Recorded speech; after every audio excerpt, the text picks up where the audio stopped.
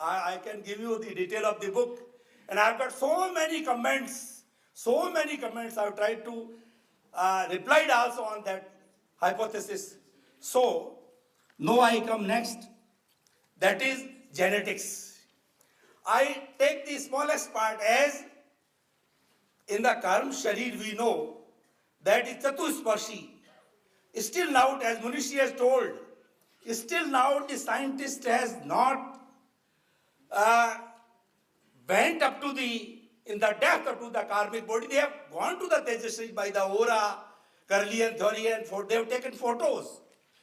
But the day when the photos of the karmic load, this karmic body will be taken, we will be quite clear to that. Still now, we have to presume the things. So I am taking the genetic science. The smallest part is the shell. In our body, 100 trillion cells are there, 100 trillion cells. I here cite the example that in the whole world, there is population of the 7 Arab only. And where in our body, 100 trillion cells are there. And they are working homeostatic. Means they are so disciplined that they do in a very disciplined way in the body, and body remains healthy. To my students so many times, I quote this also, that we should always try to have the peaceful coexistence as our shells are having such coexistence in the body. And such a permanent or perfect order is there in the body. So, in the shell, there is a center is there that is called nucleus. In the nucleus, say, take the example of the we people. For a man, I have just started. 2 minutes. Anyway, so anyway, in the cells, so definitely I am to be disciplined. So within the 2 minutes I will tell, chromosomes are there. In the chromosomes, 46 chromosomes, in the 46 chromosomes there are in the shell of a man, 23 of father, 23 of mother, out of which 22 pairs are similar.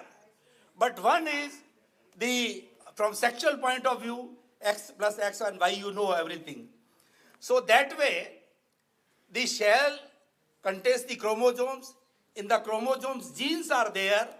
Genes are made of DNA, and DNA is made of building blocks, which is the most important. What the building we construct with the bricks.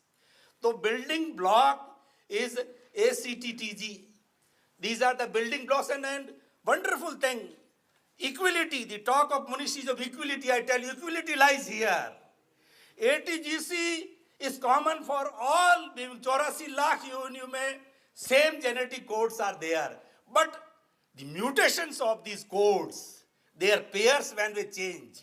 Here lies the Sankraman theory of the karma. So I have caught the Sankraman theory. Acharya Mahapragya has told that the theory of the Sankraman is the change of the karmas in its own nature. Similarly, genes can be changed. Genes transplantation, gene therapy, and stem cells. So many things are there. So actually, I will have to escape so many things.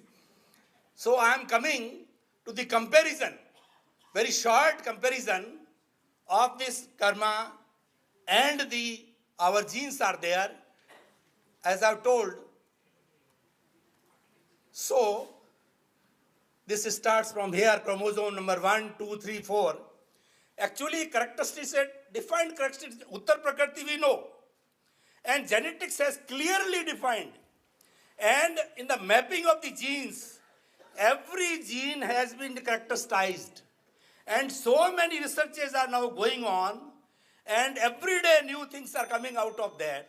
Even then, whatever the characteristics there, you can just read it, because if I read again, time is not there.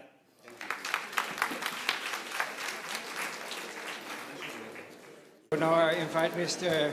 Rajnikant Patel, oh, there you are, of the Holistic Science Charitable Research Foundation in Pennsylvania, USA. to deliver his speech on the very important subject of the biological laws of nature and karma. My greetings to oneness to all everybody. Puja Muniji, co-chairman, namaskar. Holistic inner science is the science of our own life and living in harmony with natural laws, natural regulatory systems, and universe as a whole.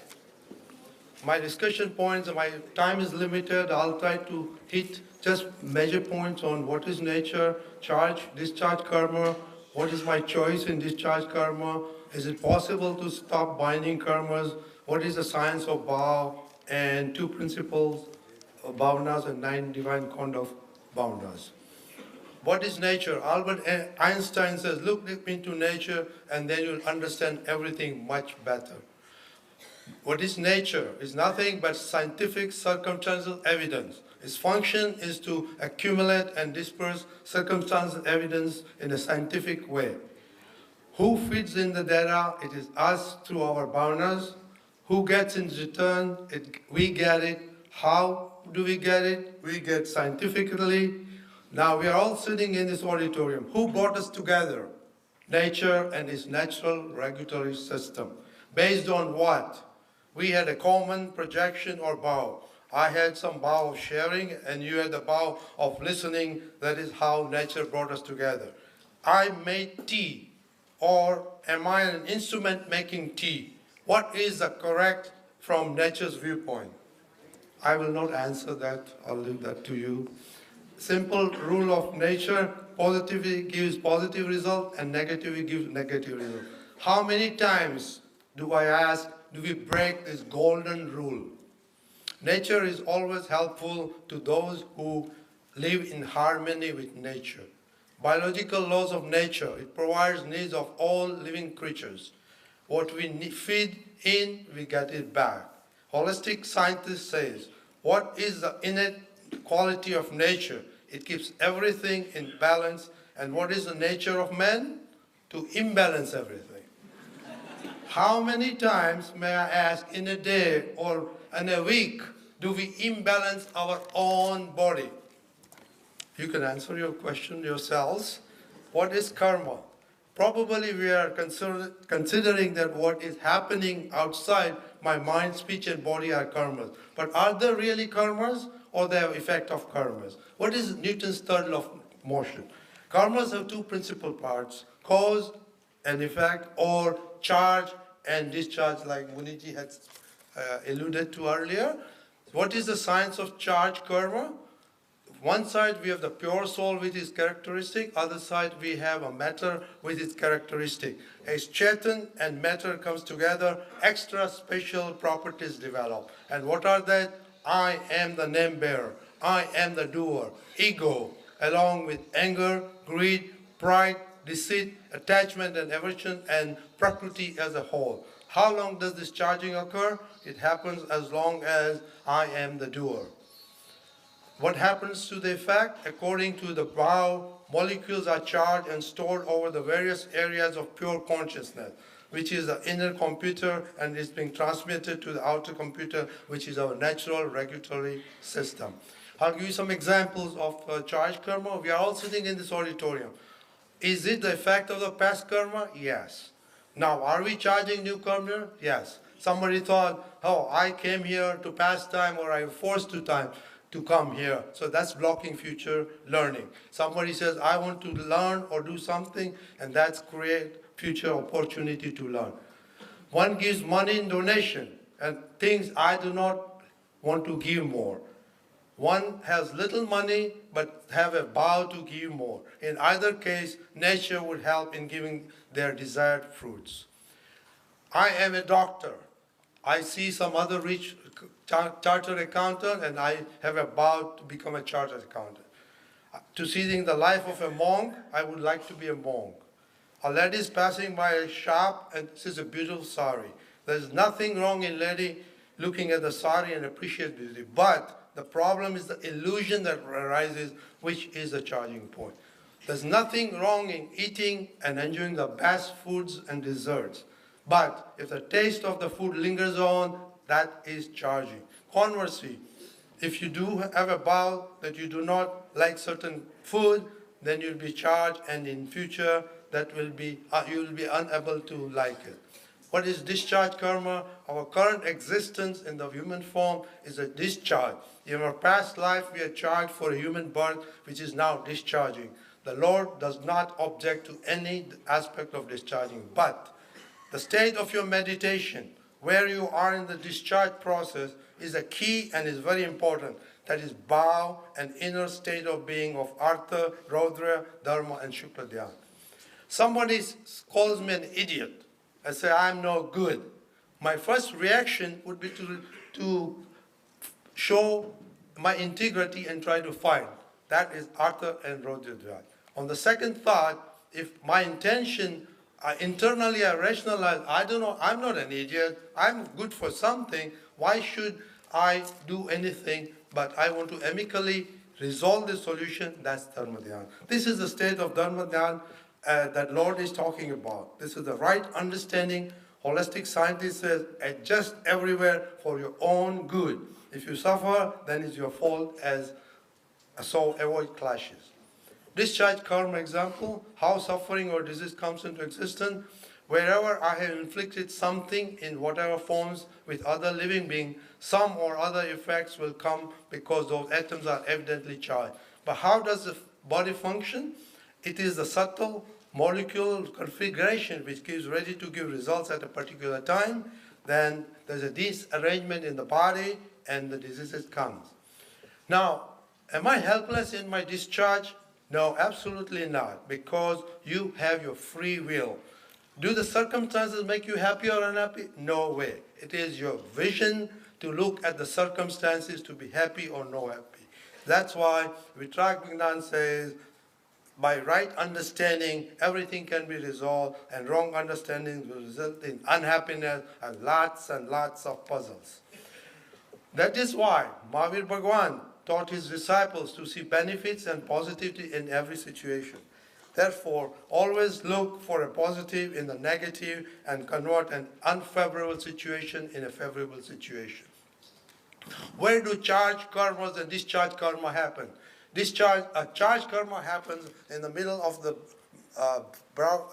mind, and discharge karma happens in the heart. Is it possible to stop binding on new karmas? Definitely yes. Yes, by eliminating the two pillars of the wrong beliefs. What are the wrong beliefs? I am the mind, body, speech, and I am the doer.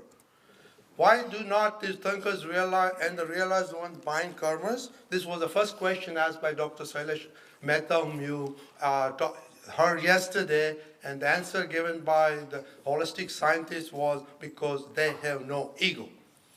What is egoism? I am the bearer, name bearer, I am the doer is the basis of egoism in the terms of scriptures. The crux of changing our ego bhav is the two principal bhavnas together with the 9 divine codes of conduct along with alochana, pratikram and pratyakhan. This is the science of bhav. We do not ask you to change behavior forcefully, but start changing by right understanding. This is the most significant and easy practical aspect through holistic science. There is much research going on throughout thoughts, mindfulness, and decision. They all show that if thoughts are changed, they will become effective in your lives.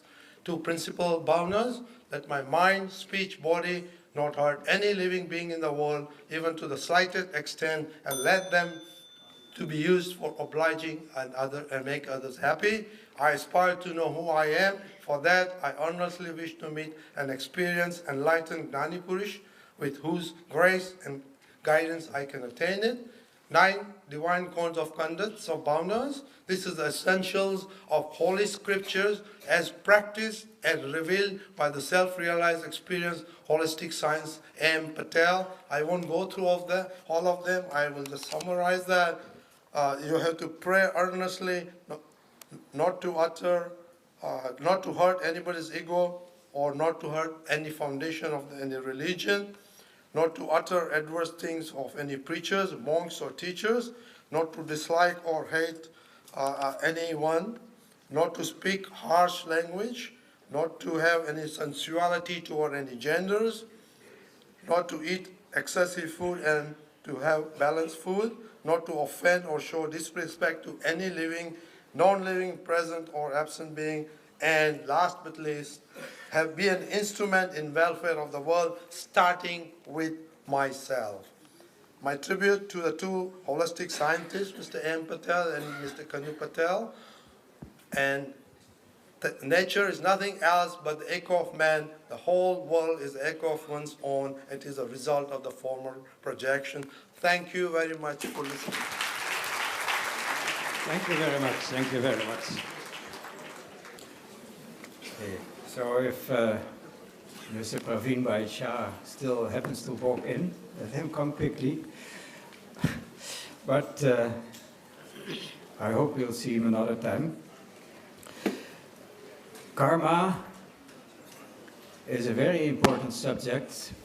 Yesterday somebody was comparing the law of karma to the law of gravity, because he said gravity is universal, karma is universal as gravity.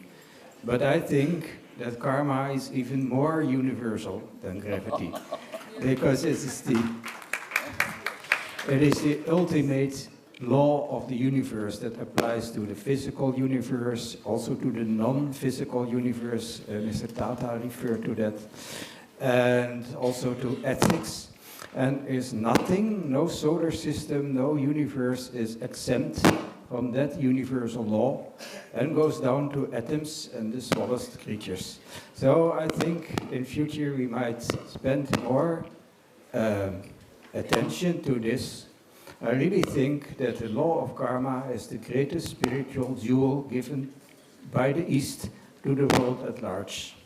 And of course, Jainism has a special impact, a special explanation of karma. Now, as long as your hunger for spiritual message is larger than the hunger of your stomach, we can spend 10 minutes asking questions to the various speakers. So I invite you now to come with a few short questions. Dr. Tagde, it was a pleasure reading your book, sir. It really highlights, I've gone through your book. So there were a couple of questions. You highlighted 24 chromosomes, whereas the human body has 23. Can you explain the 24th one, please? And my second question is regarding genetic mutation. So since you're relating it to Sankraman, according to Karma Granth, Sankraman happens within the same Uttar Prakriti of one karma. Say for Jnana Varnya Karma, it will happen within the 5 Uttar Prakritis. But how will the genetic code for different organisms differ on the basis of Sankraman then? Because it doesn't cross the boundary of the 8 different types of karma prakritis. So I would like you to help me on that, please. Actually, this is a hypothesis. So I have taken the characteristic from both the sides. Uttar Prakriti characteristic very defined, and the genes, each genes, they have very well defined the characteristic of each gene is there. If you go through about hundreds of the genes, their characteristic decide that it keeps the history of the past life. That means then by knowing the characteristic that it keeps the history of the past lives, I have presumed it, taken the hypothesis, it is related to the Ayushya karma. This is one example. So for the genes characteristic quite clear, or I came to know that this characteristic resembles. What are the characteristics of Uttar Prakriti? There you keep both the things at one point, and when you join them, you will come to some conclusion, and ultimately this is a hypothesis. So I understand that karma pudgal and genetics, in terms of genes, they have many similarities. My question is specifically regarding genetic mutation.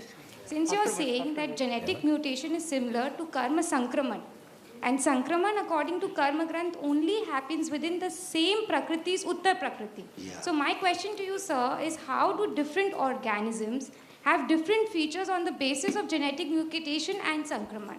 So I just want to understand that. Actually, ask you- this I ask you to Sankraman, give, this I have also compare with the within the limits, the same nature of the karma, and here the genes, this both are the matter particles. One is related to the karmic body, which is very subtlest, and another is from the gross body. So the genes which are giving are the nature. I have also compared the natures within the limits. Not that this Kshopsam and all the things. Because Kshopsam is the characteristic of the soul. I see some back there and Good afternoon, sir. It was a wonderful session. I have a question for Dr. Subhash Jain. Good afternoon, sir. So your model was very innovative, but how are you going to put figures in that equation, sir?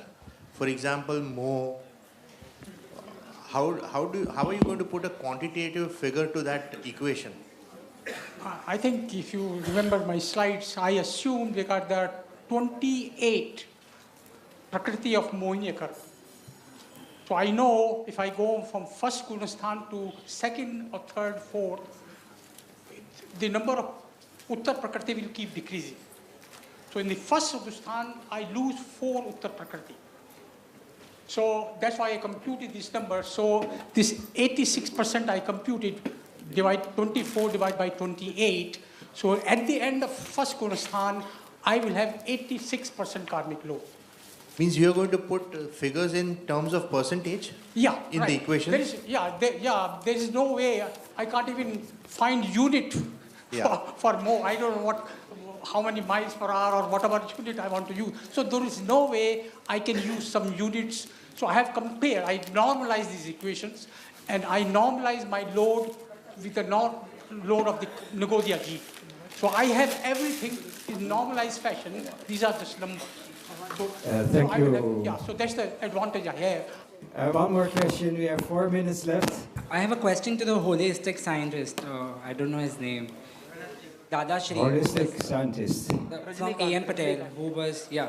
I have a question to you that, for example, you say that by right attitude, by right sort of thinking, you can be happy. But again, that right thinking or the, samyak gyan is also again dependent on karma. So I think it's totally, it's for example, if I am right now, for example, poor. One would say कि in Purva Bhav I did something bad. Okay. Why did I do bad? Because I had bad thoughts. Why did I have bad thoughts? Again, one would say you had mithyatva. Why did I have mithyatva? Again, that is karma. So ultimately, where does free will lie? From I was put into nigod with lot of karmas. Now I am expected to get rid of that karma. So I don't get the point. When there is a discharge, okay, then you have a free will what you want to. I give you an example that if somebody calls me an idiot, I have the free will